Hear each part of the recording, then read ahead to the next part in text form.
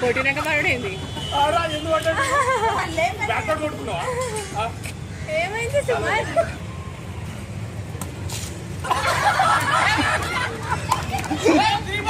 ఏమైంది? నువ్వు పక్కరా మరి అనవసరంగా ఓవర్స్ వేస్తాను. అది లేదు అసలు, అది పెట్టుకోలేదు, మనం అనుకోలేదు అసలు.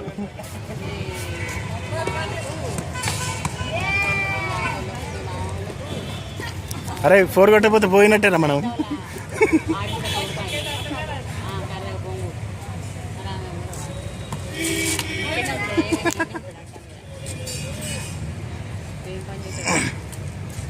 కొట్టురా, గట్టి కొట్టు.